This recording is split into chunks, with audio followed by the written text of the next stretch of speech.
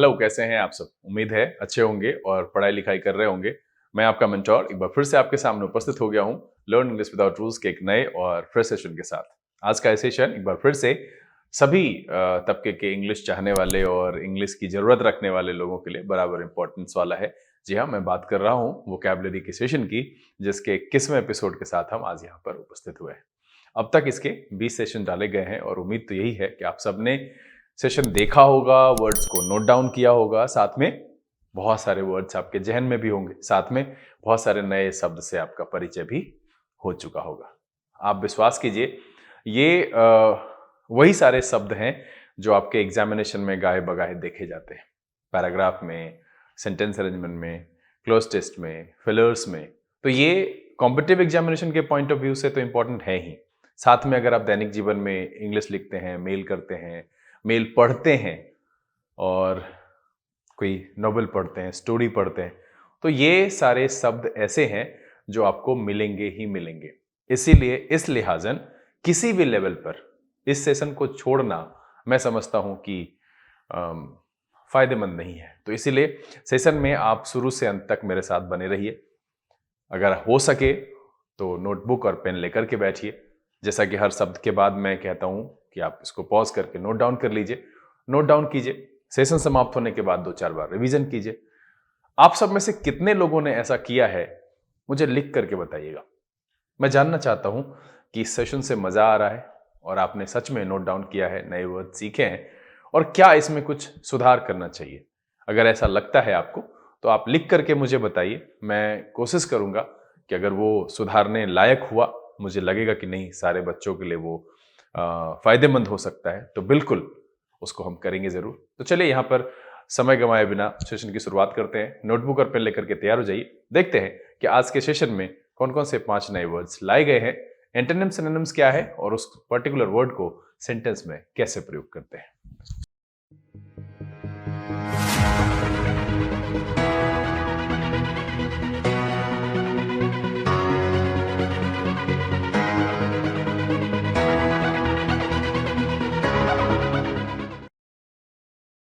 आइए हम आज के सेशन की शुरुआत करते हैं और बारी बारी से आपके सामने लाए गए 5 नए वर्ड्स को रखते हैं।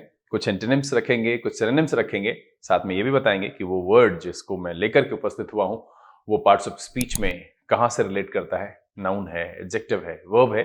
साथ में एक एग्जाम्पल भी रखते चलेंगे। सेशन को शुरू करेंगे, लेकिन उससे पहले जो लोग इस चैनल पर नए हैं, चैनल को सब्सक्राइब कर लीजिए, बेल आइकन जरूर प्रेस कीजिएगा ताकि यहाँ से अपलोड की गई वीडियोस की नोटिफिकेशन आपको मिले और आपका कोई भी सेशन मिस ना हो। लाइक और शेयर करने में कंजूसी नहीं कीजिएगा। चलिए, जैसा कि आपको पता है कि इन दिनों मैं लगभग हर सेशन में एक कोटेशन लेकर के उपस्थित होता था, लेकिन कहीं ना कहीं हर सेशन में इसको लाना जो है मेरे लिए परेशानी का कारण था और इसीलिए कुछ सेशन से हटाया है।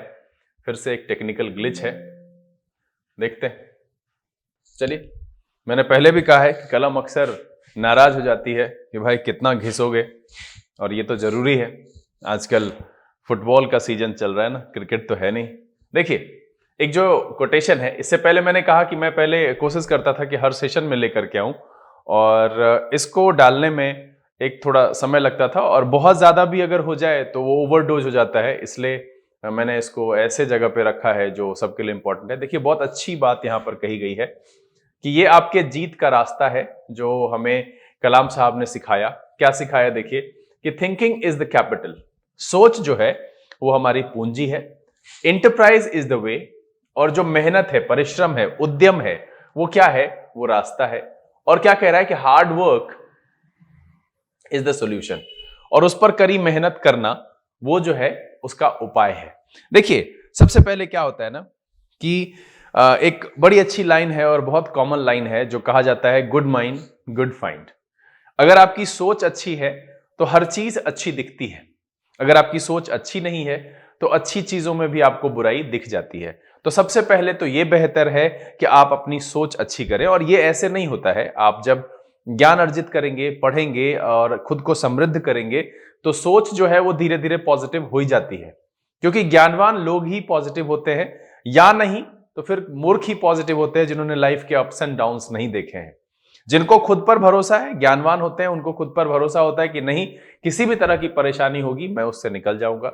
या फिर भरोसा उसी को होता है जिसने कभी उतार चढ़ाव नहीं देखा है, उसने नहीं देखा है कि जीवन कैसे अतरंगी खेल खेलती है। तो यहां पर बहुत अच्छी बात इन्होंने कही है कि thinking is the capital, enterprise is the way, और सबसे बेहतरीन बात, hard work is the solution. बिल्कुल, कहीं पर भी कठिन मेहनत करेंगे तो वो जो है आपके लिए सॉल्यूशन का काम करेगी। जितनी मेहनत करेंगे उतना बड़ा लक्ष्य हासिल कर सकते हैं और अपने लिए, अपने जीवन के रास्ते को, कठिनाइयों को उतनी आसानी से खत्म कर सकते हैं। तो सबसे बेहतर है कि सोच अच्छी रखिए, उद्यम भरा परिश्रम वाला रास्ता होना चाहिए और उस पर मेहनत कीजिए। तो सिंपल सी बात है कि आप आसानी से सफलता प्राप्त कर सकते हैं। देखिए, कभी भी किसी भी अच्छी मंजिल का कोई भी शॉर्टकट नहीं होता है। ठीक है, लक्ष्य को थोड़ा जो है आसान बनाया जा सकता है, जो कि शिक्षक और मार्गदर्शक करते हैं, और आपके रास्ते में कहा जाता है कि एक अच्छा मार्गदर्शक है तो रास्ते की कठिनाइयां पता नहीं चलती है। तो बिल्कुल आप अच्छे मार्गदर्शक ढूंढिए, साथ में सोच अच्छी रखिए और मेहनत पर भरोसा कीजिए। अगर आप ये नहीं करेंगे तो इसी मृग तृष्णा में मरते रहेंगे कि अब रिजल्ट हो जाएगा, नेक्स्ट साल हो जाएगा। इसका सर कोई तोड़ नहीं है। आपको मेहनत करनी पड़ेगी तो करनी पड़ेगी। विरासत में कभी किसी को कुछ नहीं मिलता है। विरासत में मिली संपत्ति भी एक मूर्ख आदमी गंवा देता है। उसको संभालने के लिए भी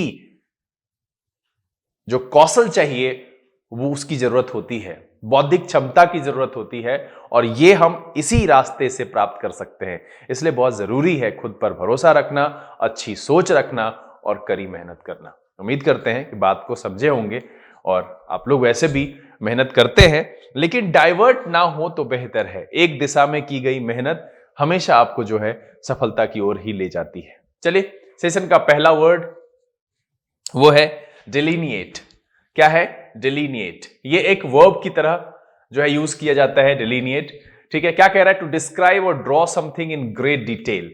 सबसे पहले तो है कि व्याख्या करने के सेंस में आ रहा है कि टू डिस्क्राइब और draw something in great detail.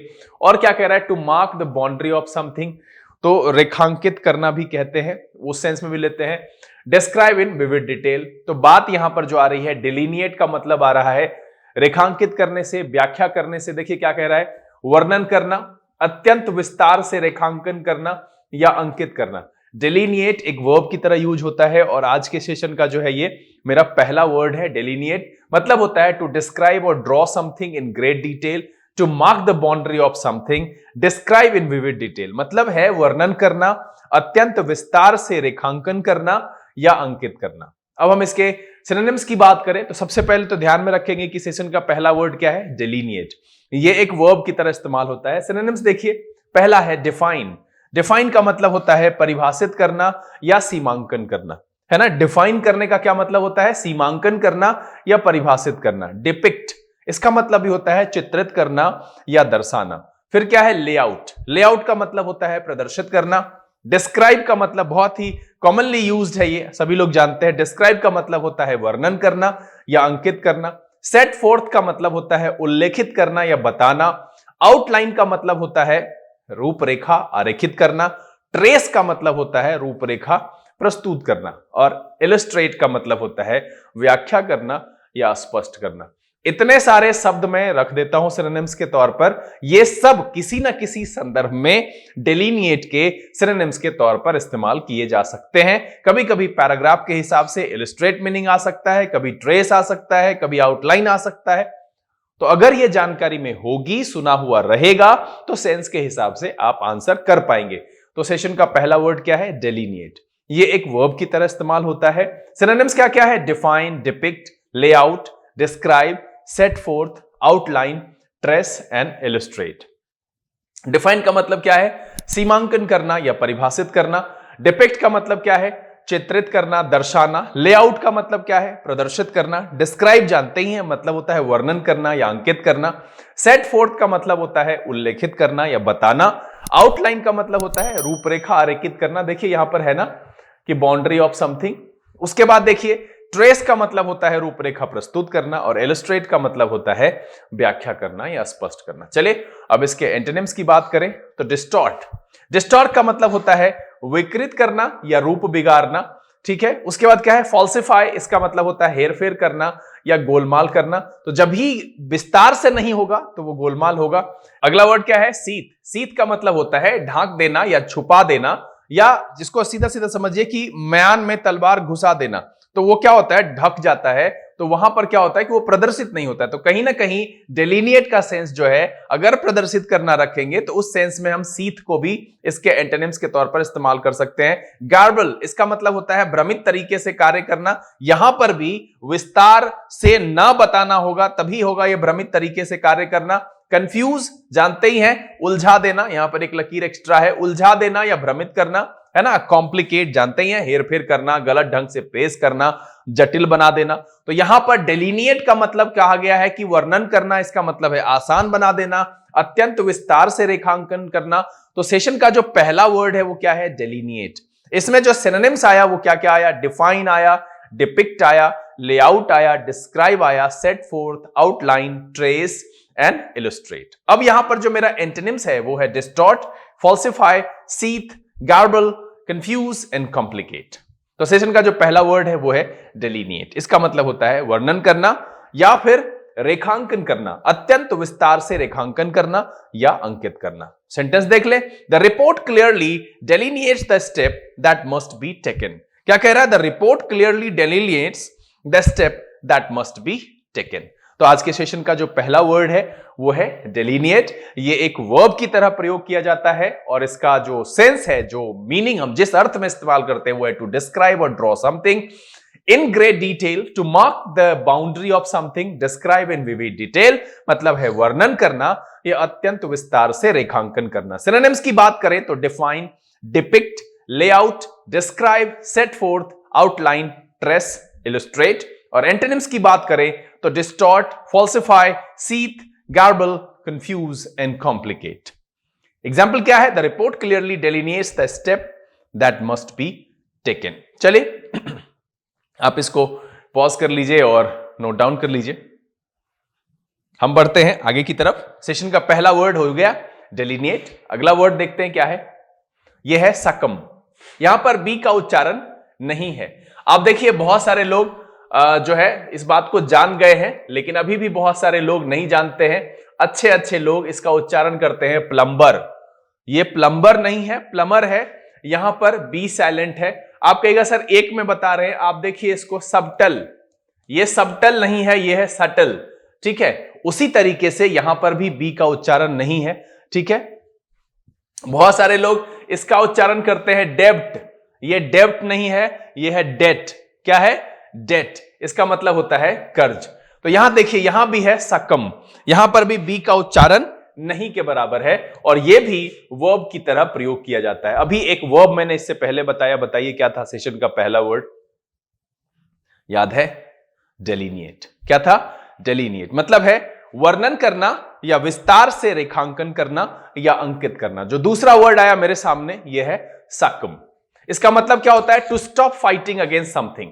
क्या है, to stop fighting against something, to accept defeat. इसका मतलब है हार मान लेना, सरेंडर कर देना। To lose determination, to oppose, मतलब है कि ये अपोज करने का जो एक डिटर्मिनेशन है वो भी लूज कर देना, खो देना। मतलब है हार मान लेना, मरना या शिकार होना। तीनों अर्थ में इस्तेमाल होता है, हार मान लेना, मरना या शिकार होना। चलिए पहला देखते हैं, है ना। क्या है पहला, ये है कैपिटुलेट, है ना। क्या है, कैपिटुलेट मतलब होता है आत्मसमर्पण करना। तो यहां पर जब भी बात आई हार मानने से तो इसका मतलब आ जाएगा आत्मसमर्पण। और ये क्या है, कैपिटुलेट मतलब होता है आत्मसमर्पण करना। उसके बाद क्या है, पेरिस। पेरिस का मतलब होता है खत्म हो जाना या मर जाना। सरेंडर जानते ही हैं, आत्मसमर्पण करना। कंसीड का मतलब होता है झुक जाना या मानना, है ना। ईल्ड मतलब होता है हार मानना या झुक जाना, ठीक है। क्या होता है, हार मानना या झुक जाना। डिसीज इसका मतलब होता है मर जाना या मरना। और रिलेंट इसका मतलब होता है नरम पड़ जाना या ढीला पड़ना। चलिए मेंटेनेंस पर बाद में बात करेंगे। सबसे पहले तो बताइए कि सेशन का पहला वर्ड क्या था, याद है। जैसे ये सकम वर्ब है उसी तरीके से वो भी वर्ब है, लिख करके मुझे बताइएगा। सबसे पहले यहां पर देखिए सकम का मतलब है हार मान लेना, मरना या शिकार होना। जो सिनोनिम्स है वो है capitulate, perish, surrender, concede, yield, disease and reliant. चलिए हम इसके एंटोनिम्स की बात करें। एंड्योर मतलब होता है टिके रहना या सहन करना। रेसिस्ट मतलब होता है प्रतिरोध करना या किसी चीज का सामना करना, है ना। कॉन्कर मतलब होता है परास्त करना या जीतना। जब हम सरेंडर नहीं करेंगे तब वाली स्थिति होगी ये। सर्वाइव का मतलब होता है जीवित रहना या जीना, है ना। कन्फ्रंट का मतलब होता है सामना करना या मुकाबला करना। कोप विद इसका भी मतलब होता है सामना करना, ठीक है। और डिफाई, डिफाई का मतलब क्या होता है, सामना करना या चुनौती देना। तो सेशन का जो दूसरा वर्ड मेरे सामने आया वो क्या आया, सकम। पहला क्या आया था, डेलिनिएट। तो सकम का मतलब है हार मान लेना, मरना या शिकार होना। सिनोनिम्स क्या क्या है, capitulate, perish, surrender, concede, yield, disease and relent. Antonyms क्या क्या है, endure, resist, conquer, survive, confront, cope with and defy. Example देख ले, कह रहा they will pressure you and you must try not to सकम।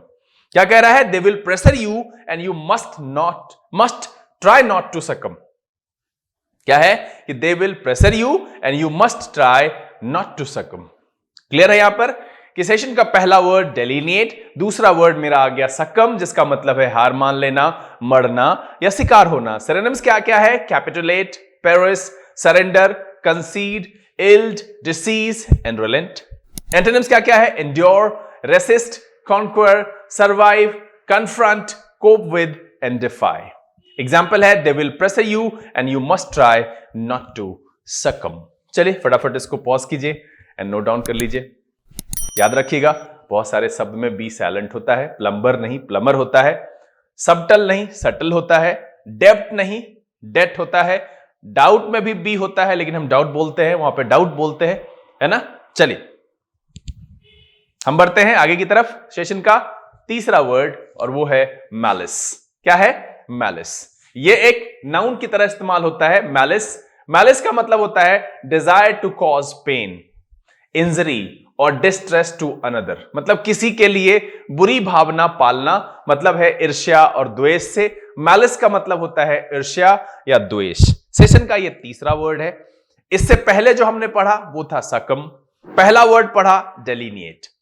पहला था डेलिनिएट, दूसरा था सकम, तीसरा मेरे सामने आया मैलिस। इसका मतलब है ईर्ष्या या द्वेष।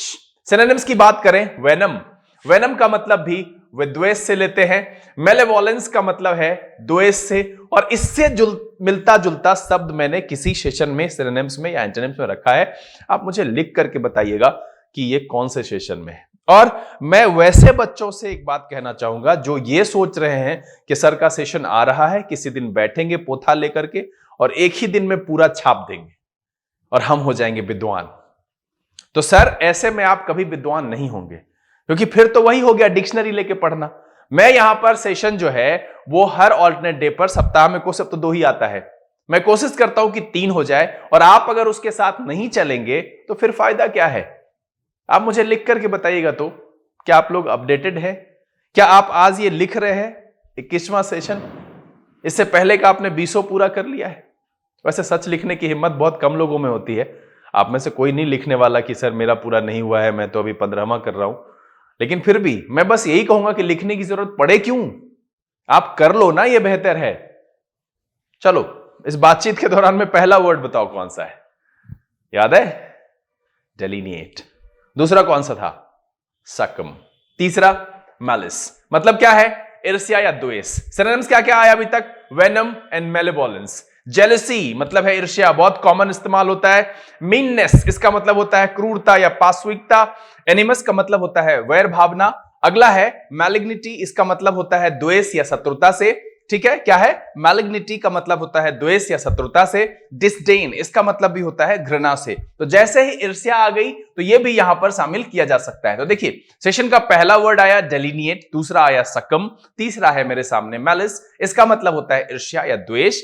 सिनोनिम्स क्या क्या आया है, venom, malevolence, jealousy, meanness, animus, malignity, disdain. और एंटोनिम्स में क्या क्या है, पैशन, पैशन का मतलब होता है इश्क, जज्बा, जुनून, है ना। डिवोशन का मतलब होता है प्यार, समर्पण, निष्ठा। सिविलिटी का मतलब होता है सभ्यता या शिष्टता। हॉस्पिटैलिटी का मतलब होता है आदर या आतिथ्य, ये जो है आदर, ये जो होटल वाली इंडस्ट्री है उसको हॉस्पिटैलिटी इंडस्ट्री कहते हैं क्योंकि वो आदर सत्कार वाली ही इंडस्ट्री है। बेनेवोलेंस का मतलब होता है भलाई, है ना। सिंपैथी का मतलब होता है संवेदना, समर्थन या सहमति। एग्जाम्पल पर जाने से पहले एक बार फिर से हम दोहरा दें कि सेशन में अभी जो हम पढ़ रहे हैं ये है तीसरा वर्ड। दूसरा था हमको नहीं पता, लिख के बताइए। पहला क्या था? डेलिनिएट। दूसरा नहीं पता। याद करते हैं हम भी, आ जाएगा याद तो बताएंगे, लेकिन आपको याद है तो लिख के बताइए। तीसरा क्या है मेरे सामने? मैलिस। इसका मतलब है ईर्ष्या या द्वेष। सिनोनिम्स क्या क्या है? Venom, malevolence, jealousy, meanness, animus, malignity, disdain. Antonyms क्या क्या है? Passion, devotion, civility, hospitality, benevolence and sympathy. Example देखें, I bear no malice towards anybody. क्या है? I bear no malice towards anybody. इसको नोट डाउन कर लीजिए। चलिए हम आगे बढ़ते हैं सेशन में। और चौथा शब्द मोरोस। क्या है? मोरोस। ये एक एडजेक्टिव की तरह इस्तेमाल होता है। तो पहला वर्ड जो मेरा आया था वो था वर्ब, दूसरा जो वर्ड आया था वो भी था वर्ब, और क्या था? सकम। तीसरा क्या है? मैलिस, जो कि नाउन था, और जो चौथा मेरे सामने आया है ये है मोरोस। इसका मतलब क्या होता है? Unhappy, annoyed and unwilling to speak और स्माइल, है ना। Unhappy, annoyed and unwilling to speak और स्माइल। कभी कभी होता है अनिच्छुक हो जाते हैं, ना हंसने का मन करता है ना कुछ बोलने का, तो मोरोस कह सकते हैं उसके लिए। नाखुश या चिड़चिड़ा। क्या है? सेशन का चौथा वर्ड है मोरोस। तीसरा वर्ड क्या था? मैलिस। दूसरा वर्ड क्या था? सकम। पहला वर्ड क्या था? डेलिनिएट। अब कुछ बच्चे को लग रहा होगा आगे बढ़िए सर, बार बार काहे बोल रहे हैं। आपको पता है कि बार बार काहे बोल रहे हैं। हम बार बार इसलिए बोल रहे हैं कि जितनी बार सुनेंगे, ध्यान से सुनेंगे तो याद रहेगा। लीजिए लगे हाथ तो एक बार और बोल देते हैं। क्या क्या था पहला वर्ड? डेलिनिएट। तीसरा क्या था? मैलिस। दूसरा क्या था? सकम। और चौथा मेरे सामने है मोरोस। इसका मतलब होता है नाखुश या चिड़चिड़ा। चलिए सिनोनिम्स क्या है? सॉम्बर, मतलब होता है निराशाजनक या फीका। अगला है मर्की, मतलब होता है संदेहास्पद, अंधेरा या गंदा। ब्लीक मतलब होता है निराशाजनक या उजार। मेलनकॉली मतलब होता है उदासी की अवस्था, है ना। सलन मतलब होता है बदमिजाज या उदास। ग्लूमी मतलब होता है उदास या निराशाजनक। सर्ली मतलब होता है बदमिजाज या चिड़चिड़ा। एंटोनिम्स पर जाने से पहले हम एक बार इधर फिर से देखेंगे। मोरोस मतलब होता है नाखुश या चिड़चिड़ा। सिनोनिम्स में क्या क्या शामिल किया? Sombre, murky, bleak, melancholy, sullen, gloomy and surely. चलिए एंटोनिम्स देख लें। जॉन्टी मतलब होता है मस्ती भरा, जिंदा दिल, है ना। याद है क्रिकेटर? लिख के बताइएगा तो कौन सा क्रिकेटर है और किस देश से खेलता था? जॉन्टी। इसका मतलब होता है मस्ती भरा या जिंदा दिल। कॉर्डियल मतलब होता है दोस्ताना या स्नेहपूर्ण। फेस्टिव मतलब होता है उल्लासमय और उत्सवी, ठीक है। मिर्थफुल मतलब होता है मनोरंजक या उल्लासपूर्ण। बॉइंट मतलब होता है प्रफुल्लित और हंसमुख, है ना। ब्लिथ मतलब होता है प्रसन्नचित्त या प्रसन्न। और मैरी, मैरी का मतलब होता है हर्षपूर्ण या प्रसन्न। तो सेशन का चौथा वर्ड है मोरोस। तीसरा वर्ड था हमको नहीं पता, लिख के बताइए। दूसरा वर्ड था सकम, और पहला वर्ड क्या था? डेलिनिएट। यहां जो चौथा वर्ड है इसका मतलब है नाखुश या चिड़चिड़ा, unhappy, annoyed and unwilling to speak और स्माइल। सिनोनिम्स क्या क्या है? Sombre, murky, bleak, melancholy, sullen, gloomy and surly. Antonyms क्या क्या है? Jaunty, cordial, festive, mirthful, buoyant, blithe and merry. Example देख ले। She was morose and silent when she got home. क्या है? She was morose and silent when she got home. अभी तक हमने सेशन में कुल 4 शब्द सीख लिए। पहला डेलिनिएट, दूसरा सकम, तीसरा मैलिस, चौथा मोरोस। पॉज करिए, नोट डाउन कर लीजिए। चलिए हम बढ़ते हैं आगे सेशन के आखिरी शब्द पर। यह है कॉन्स्ट्रेंट। क्या है? कॉन्स्ट्रेंट। यह एक नाउन की तरह इस्तेमाल होता है। मुझे बताइएगा कि सेशन का तीसरा वर्ड क्या था? नाउन था, एडजेक्टिव था, वर्ब था, क्या था? बताइएगा जरूर। और पलट करके पेज में नहीं देखना है, कोशिश करना है खुद से याद करने की कि तीसरा वर्ड था क्या और वो कैसे इस्तेमाल होता है। देखिए कॉन्स्टेंट का मतलब क्या है? The state of being checked, restricted और कंपेल्ड टू अवॉइड और परफॉर्म सम एक्शन। मतलब है बाधा से, मतलब जहां पर चेक हो, बार बार रिस्ट्रिक्शन लगाया जाए, जिसका क्या मतलब है? बाधा, प्रतिबंध, अवरोधकारी तत्व। इसको हम कहते हैं कॉन्स्ट्रेंट, है ना? The state of being checked, restricted और कंपेल्ड टू अवॉइड और परफॉर्म सम एक्शन। सिनोनिम्स देख लें। चले, रीन मतलब होता है लगाम, नियंत्रण, बागडोर। कर्ब मतलब होता है रोक या प्रतिबंध। रिस्ट्रेंट मतलब होता है रोक, अवरोध, प्रतिबंध। इंपेडिमेंट का मतलब होता है विघ्न, बाधा, अड़चन। ऑब्स्ट्रक्शन मतलब होता है अवरोध, रुकावट। हिंड्रेंस इसका मतलब भी है अवरोध, बाधा या अड़चन। कंपल्सन मतलब होता है मजबूरी और व्यवस्था, यह भी एक प्रकार की बाधा ही है। चलिए, उधर जाने से पहले हम इधर देखेंगे। सेशन का 5वां वर्ड है कॉन्स्ट्रेंट। यह है नाउन। और मुझे उल्टा लिख करके बताइए कि चौथा कौन सा था, तीसरा कौन सा था, दूसरा कौन सा था और पहला कौन सा था? चौथा आखिरी वर्ड कौन सा है? कॉन्स्ट्रेंट। इसमें क्या क्या है?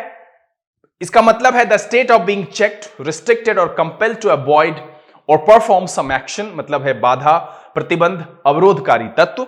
सिनोनिम्स के तौर पर हमने लिया rein, curb, restraint, impediment, obstruction, hindrance and compulsion. सब का मतलब, रीन का मतलब है लगाम, नियंत्रण, वो भी रिस्ट्रिक्शन है एक प्रकार का। कर्ब का मतलब भी रोक और प्रतिबंध से है, यह भी एक प्रकार की बाधा है। रिस्ट्रेंट का मतलब भी होता है रोक, अवरोध और प्रतिबंध से। इंपेडिमेंट का मतलब भी विघ्न, बाधा और अड़चन से है। ऑब्स्ट्रक्शन का मतलब भी अवरोध और रुकावट से है। हिंड्रेंस का मतलब भी अवरोध, बाधा और अड़चन से है। और कंपल्सन मजबूरी, जो कि खुद में एक प्रकार की बाधा है। चलिए एंटोनिम्स की बात कर लें। लिबर्टी, लिबर्टी का मतलब होता है आजादी से, स्वतंत्रता से। फ्रीडम इसका मतलब भी है आजादी और स्वतंत्रता से, जानते ही हैं। परमिशन का मतलब है आज्ञा और सम्मति से। इंडल्जेंस का मतलब संतोष और विलासिता से है। लैटिट्यूड का मतलब स्वतंत्रता और ढील से है, तो बाधा के अपोजिट में हम ढील को रख सकते हैं। कंसेंट का मतलब स्वीकृति और सहमति है, तो बाधा नहीं है, रिस्ट्रिक्शन नहीं है, कोई चेक नहीं है।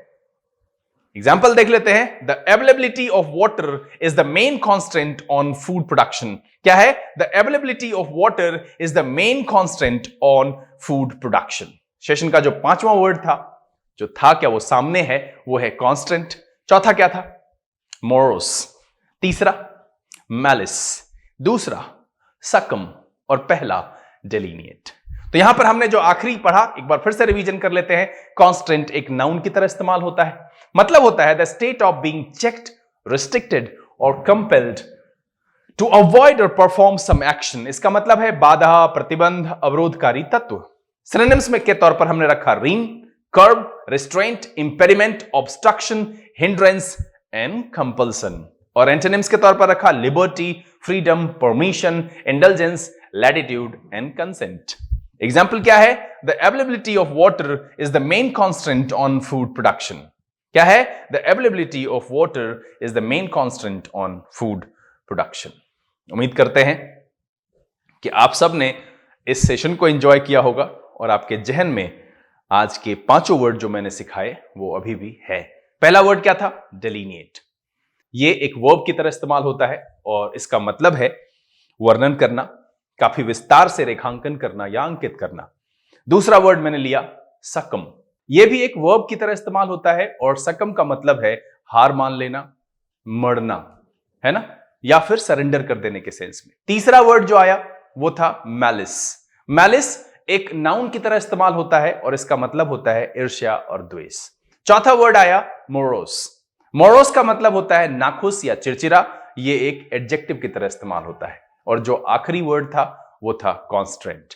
ये भी एक नाउन की तरह इस्तेमाल होता है। इसका मतलब होता है बाधा, प्रतिबंध, अवरोध। उम्मीद करते हैं कि ये 5 वर्ड, सारे एंटोनिम्स, सिनोनिम्स और एग्जाम्पल आपने अच्छे से नोट डाउन कर लिया होगा। साथ में अधिकांश शब्द आपके दिमाग में होंगे। जैसे ही ये सेशन समाप्त होगा 2-3 बार रिवीजन करके छोड़ दीजिएगा, फिर बीच में अंतराल पर आप सारे एपिसोड्स को रिवीजन करते रहे होंगे, इसे भी आप रिवीजन कर लीजिएगा। ये सारे वर्ड्स आपके एग्जामिनेशन में आने वाले हैं और अभी तक जितने एग्जामिनेशन हुए हैं आप आराम से क्वेश्चन उठाकर चेक कर सकते हैं। वहां पर भी ये वर्ड्स गाहे बगाहे देखे जाते हैं। तो इसीलिए बहुत जरूरी है, और विशेष करके कॉम्पिटिटिव एग्जामिनेशन की तैयारी करने वाले जिनके लिए सीजीएल चल रही है, आगे फिर सीएचएसएल है, तो आपको पढ़ना तो पड़ेगा और ये कोई मजबूरी नहीं है, खुशी से आप इसको सीखिए। हम इस तरह के सेशन लेकर के फिर आपके सामने उपस्थित होंगे। उम्मीद ये है कि ये सेशन आपको पसंद आया होगा। अगर ये वीडियो आपको अच्छा लगा, आप इसे लाइक कर दें। अगर आपने चैनल सब्सक्राइब नहीं किया है, प्लीज सब्सक्राइब कर लीजिए, बेल आइकन जरूर प्रेस कीजिएगा और नोटिफिकेशन को ऑल पर रखिएगा, ताकि यहां से जो वीडियो अपलोड की जाती है उसकी नोटिफिकेशन मिस ना हो और आप कोई वीडियो मिस ना करें, क्योंकि ये बहुत जरूरी है। इंपॉर्टेंट सेशंस में यहां से डालता हूं, तो आपको नोटिफिकेशन मिले तो आप उसे देखिए जरूर, जो इंपॉर्टेंट चीज वहां पर है उसको सीखिए। अगले दिन हम फिर इसी तरह के एपिसोड के साथ आपके सामने उपस्थित होंगे। तब तक के लिए आप घर में रहें, अपना और अपने परिवारजनों का ख्याल रखें, पढ़ाई लिखाई करते रहें। लर्न इंग्लिश विदाउट रूल्स के सेशन से this is B K Singh signing off. Keep reading, keep practising. Thank you, God bless you.